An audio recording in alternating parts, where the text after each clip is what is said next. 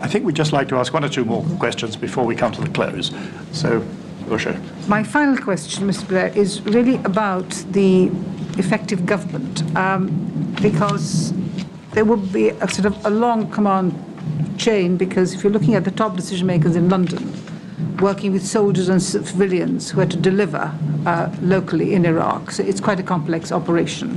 And many of these issues were cross-departmental and therefore quite a new operation had to kind of come together. How did you hold your Secretary of State to account for delivery? Because delivery was your mantra at that stage. I mean, how did you make sure that what was to be delivered was being delivered effectively on the ground?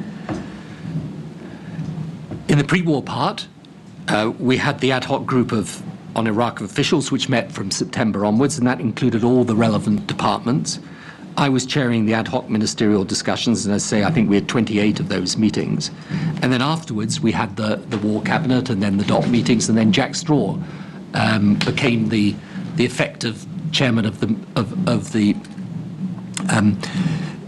ministers and the officials driving forward policy from that front.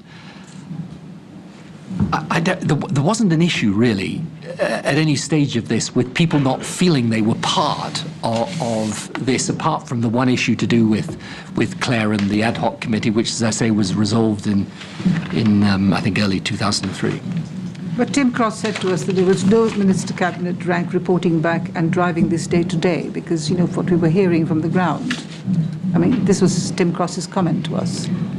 Yes, and I think one of the questions, and I think this has been raised in some of the evidence to you, is, again, if we knew then what we know now, would you want perhaps to put a specific cabinet minister in charge of this? I think all these things are worth looking at.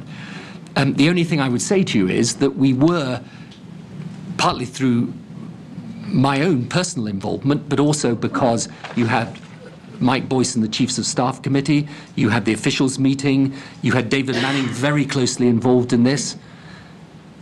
I can't really think, and I think Andrew Turnbull said this to you in his evidence, that there was a machinery of government problem in the sense that if we'd had a different machinery, we would have acted differently. I don't think, but so that's a judgment. One thing I want to put to you, because Sir David Omond, who we saw last week, he emphasised the importance of structuring decision-making so that you are simply not swept away along with the pace of events, particularly like military preparations. And do you think we had the ability and the will to pause and look at our strategy? Now, for example, in early 2003, UNMOVIC inspectors had returned to Iraq and were expecting either Saddam would grossly obstruct them or he would quickly find evidence of WMD.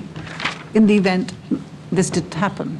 Did we actually rethink? Did we actually stop and reevaluate our strategy at that stage?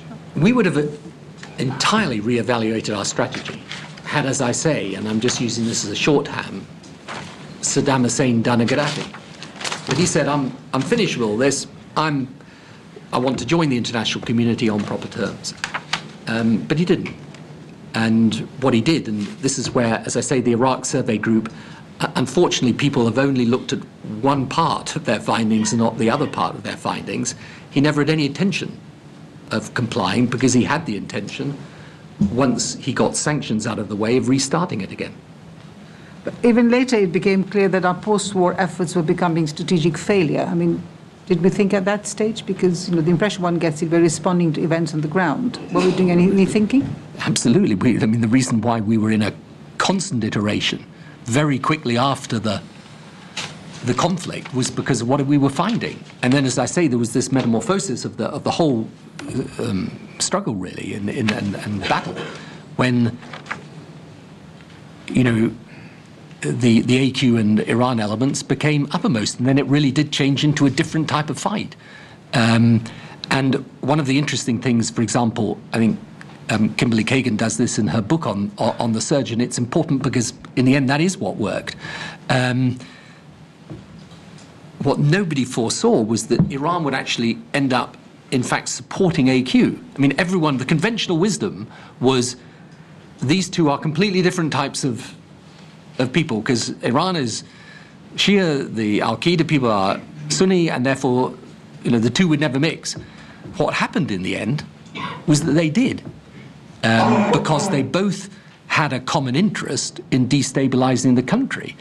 And for Iran, I think the reason they were interested in destabilizing Iraq was because they worried about having a functioning majority Shia country with a democracy on their doorstep. And for Al-Qaeda, they knew perfectly well their whole mission was to try and say the West was oppressing Islam.